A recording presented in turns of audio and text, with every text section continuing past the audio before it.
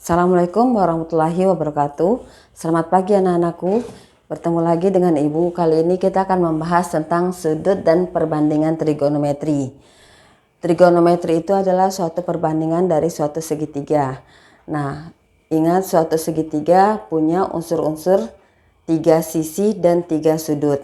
Oleh karena itu, maka pertemuan kali ini kita mulai dengan tentang pengukuran sudut. Nah, pada pelajaran fisika kalian sudah belajar tentang besaran pokok dan besaran turunan, di mana sudut itu termasuk adalah besaran pokok ya. Nah, satuan dari pengukuran sudut itu bisa diubah dalam bentuk derajat dan radian. Jadi pada pertemuan kali ini diharapkan nanti setelah pembelajaran ini kalian dapat mengubah satuan ukuran sudut dari derajat ke radian. Begitu pula sebaliknya dari radian ke derajat. Nah, untuk tahu bagaimana mengubahnya, lihat lingkaran ini. Nah, lingkaran di sini Ibu beri nama, titiknya di sini adalah P, ini titik O, dan ini adalah titik Q. Jarak O ke P ini nilainya sama juga dengan jari-jari. O ke Q sama juga dengan jari-jari. PQ ini adalah busur lingkaran yang nilainya sama dengan jari-jari. Nah, maka panjang busur POQ ini akan terbentuk suatu sudut alfa yang nilainya sama dengan 1 radian. Nah, selanjutnya kita buat perbandingan di mana panjang busur PQ terhadap keliling lingkaran itu nilainya sama dengan 1 radian per sudut 1 putaran. Nih. Kita tulis di sini panjang busur PQ tadi adalah nilainya sama dengan R. Keliling lingkaran rumusnya adalah 2πr. Ini sama dengan, nah tadi sudut alfa di sini nilainya sama dengan 1 radian. Dibanding dengan sudut 1 putaran. Sudut 1 putaran itu sama dengan 360 derajat. Nah, di sini karena sama-sama ada unsur R, maka bisa kita bagi ya. Jadi 1/2pi itu nilainya sama dengan 1 rad per 360 derajat. Nah, radian di sini penulisannya bisa disingkat dalam bentuk rad seperti ini. RAD itu artinya adalah dalam radian. Nah, kita kali silang. Jadi dapat 360 derajat dikali 1 itu sama dengan 2pi radian. Nah, sehingga dapat ini 360 ini bisa dibagi 2 ya. Jadi 180 derajat ini nilainya sama dengan pi radian. Atau bisa kita tulis 1 derajat itu nilainya adalah pi per 180 radian. Ya, dimana kalau nilai 1 radian di sini berarti bisa kita tulis 1 radian itu sama juga dengan 180 derajat per pi, gitu ya. Ini kan 1 derajat itu kan bisa saja kita tulis 180 derajat dikali 1 derajat. Makanya nilai 1 derajat itu sama dengan pi per 180 radian. Nah, sedangkan 1 radian di sini ini kan bisa saja kita tulis nilainya adalah 1 radian. Berarti 180 derajat per pi. Nah, jadi ini nilainya. Jadi misalnya ada soal seperti ini. Ubahlah 60 derajat itu sama dengan berapa radian. Kemudian sepertiga pi radian itu sama dengan berapa derajat seperti ini. Misalnya ada soal seperti ini. Nah, untuk penulisan radian, jadi dia bisa saja ditulis rad seperti ini atau juga bisa dalam bentuk pi saja. Jadi kalau penulisannya dalam bentuk pi saja itu artinya satuannya dalam bentuk radian. Nah, bagaimana kita mendapatkan nilai dari 60 derajat ini menjadi radian? Maka di sini tadi dari derajat ke radian, maka kita tinggal mengalihkannya dengan pi per 180. Maka di sini 60 derajat kita kalikan dengan pi per 180 derajat. Nah, ini bisa disederhanakan 6 per 18 pi. Ini masih bisa disederhanakan lagi. 6 dibagi 18 berarti sama juga dengan sepertiga pi. Jadi nilai 60 derajat ini sama dengan sepertiga pi radian, seperti itu. Nah, sekarang kita mau mengubah sepertiga pi radian itu berapa derajat?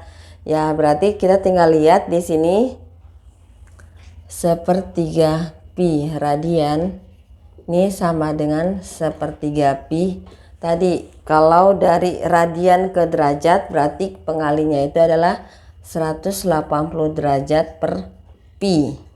Jadi sama dengan ini, kita bisa bagi pi dengan pi berarti 1, kemudian 180 18 dibagi 3 berarti bisa dapat 6 ya. 6 kali 0 berarti 60 derajat. Ya, jadi sepertiga pi radian itu sama dengan 60 derajat ya. Jadi untuk memudahkan mengingatnya, kalau misalnya dari derajat ke radian, pastikan nilai derajatnya itu jadi habis dibagi, sehingga pembaginya itu adalah nilai 180 derajatnya. Kalau dari radian ke derajat, maka pasti yang habisnya itu atau yang bisa dibaginya itu adalah nilai pi. Berarti itu artinya pengalinya adalah 180 derajat per pi, seperti itu. Misalnya kita mau nyari lagi 1/1 pi radian, ini sama dengan berapa derajat gitu. Nah, ini kita jadikan bentuk pecahan biasa. Ini kan pecahan campuran ya, kita ubah menjadi pecahan biasa.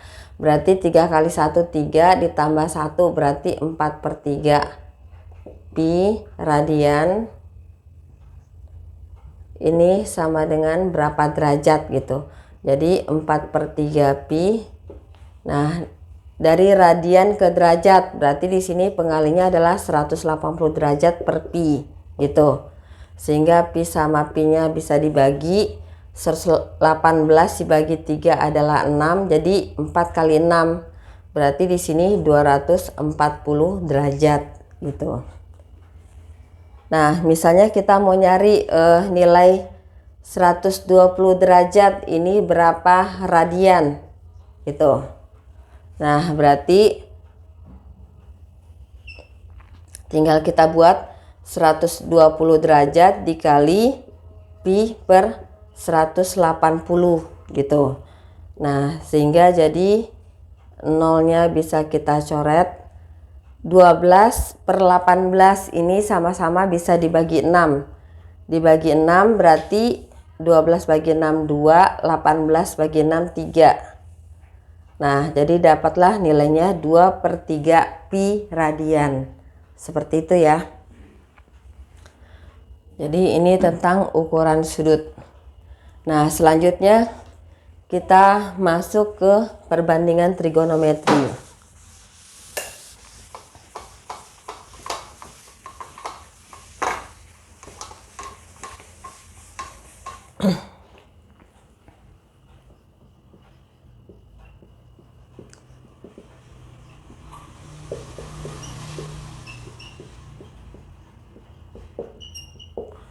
Perbandingan trigonometri ya. Nah, perbandingan trigonometri ini hanya berlaku untuk segitiga siku-siku. Maka di sini pastikan ada tanda penyikunya. itu yang menandakan bahwa ini adalah segitiga siku-siku. Nah, selanjutnya kita beri nama saja, misalnya segitiga ini namanya adalah segitiga ABC di sini. Nah, dalam trigonometri ini yang dibandingkan apa? Yaitu yang dibandingkan adalah sisi-sisinya. Ini kita tentukan dulu sudut acuannya. Misalnya sudut acuannya itu adalah di sini, kita beri nama sudut alfa. Nah, di depan sudut alfa ini kita beri nama adalah sisi depan. Di depan sudut B ini kita beri nama sisinya itu adalah sisi miring. Jadi sisi miring itu adalah di depan sudut penyiku gitu. Nah, yang di sini kita beri nama sisi samping. Kita singkat dengan SA.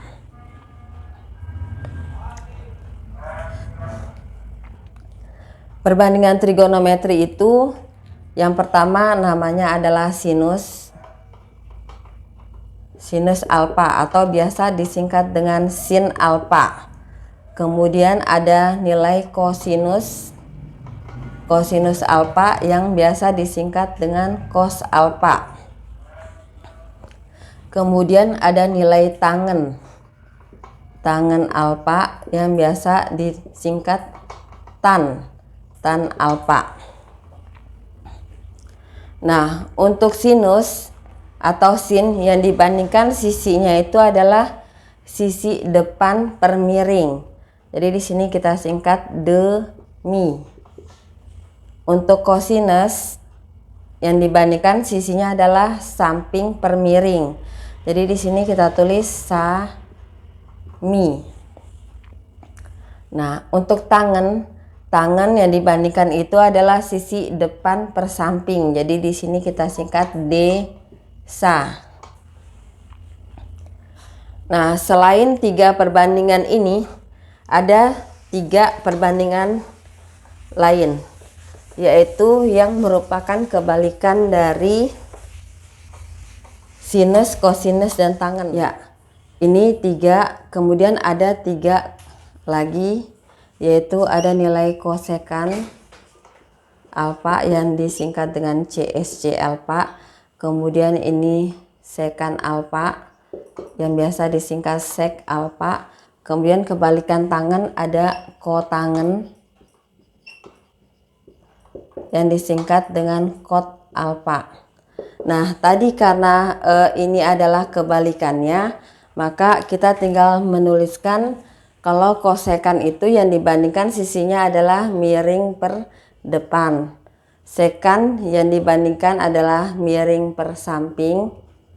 Untuk kotangen yang dibandingkan adalah sisi samping per depan, seperti itu. Nah, di sini misalnya ada suatu segitiga. Sekarang kita lanjut ke contoh soal. Misalnya ada suatu segitiga siku-siku PQR yang ditanyakan adalah perbandingan trigonometrinya. Nah, di sini diketahui panjang sisi PQ adalah 3, panjang sisi QR adalah 4, yang ditanyakan panjang sisi PR. Nah, ini karena adalah segitiga siku-siku, maka untuk menentukan panjang PR ini kita bisa menggunakan dalil Pitagoras, yaitu dimana PR sama dengan akar dari 3 kuadrat ditambah 4 kuadrat, berarti sama dengan akar dari 9 tambah 16, berarti sama dengan akar 25. Nah, PR sama dengan akar 25. Akar 25 itu berarti adalah 5 gitu. Nah, berarti di sini dapat panjangnya adalah 5. Nah, yang ditanyakan tadi perbandingan trigonometrinya. Berarti kita nyari nilai sin alfanya. Sin alfa. Sin itu yang dibandingkan adalah depan. Berarti ini adalah depan, ini adalah samping, ini adalah miring gitu. Maka sin itu adalah demi depan per miring, berarti di sini kita tulis 3/5. Kemudian cos alfa Kos itu adalah sami, samping per miring berarti 4/5. Kemudian tangan alpanya berarti desa, berarti depannya adalah 3, sampingnya adalah 4, 3/4. Kemudian kosekan alfa itu tinggal kebalikannya, berarti 5/3. Kemudian sekan alfanya adalah 5/4. Kotangen alfanya berarti adalah 4/3, seperti itu. Ya, kalau misalnya ada lagi segitiganya seperti ini misalnya. Siku-sikunya di sini. Sudut alfanya itu di sini. Ini namanya segitiga PQR. Sini panjangnya adalah 10, di sini adalah 4, di sini berapa? Gitu. Maka kita cari dulu panjang PQ. PQ berarti akar dari 10 kuadrat dikurang 4 kuadrat. PQ sama dengan akar dari 100 dikurang 16. Berarti PQ sama dengan akar dari 9. Akar 84. Akar 84 ini bisa disederhanakan jadi berapa? 84 dibagi 4 berapa? 21 ya. Berarti bisa kita tulis di sini 2 akar 21, seperti itu. Nah, maka kita tentukan dulu, karena di sini adalah sudut patokannya, maka ini adalah sisi depannya. Ini adalah sisi samping dan ini adalah sisi miringnya, seperti itu. Nah, kalau udah tahu yang mana sisi depan, samping, miring, nah selanjutnya untuk menentukan perbandingan trigonometrinya tinggal mengacu ke sini gitu. Nah, jadi intinya pada perbandingan trigonometri ini, tentukan dulu sudut penyikunya, tulis, kemudian tentukan sudut patokannya. Nah, tulis misalnya di sini sudut alfa. Sebenarnya tidak harus alfa, bisa aja ditulis dalam bentuk beta, gamma, dan sebagainya. Ini hanya simbol saja. Nah, selanjutnya tinggal menentukan sisi depannya yang mana, sampingnya mana, miringnya mana, seperti itu.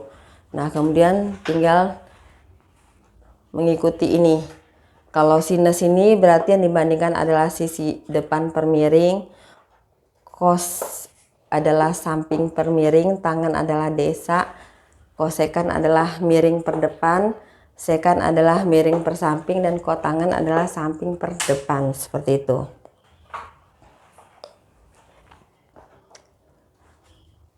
Ya, cukup sekian dari Ibu. Terima kasih atas perhatiannya. Wassalamualaikum warahmatullahi wabarakatuh.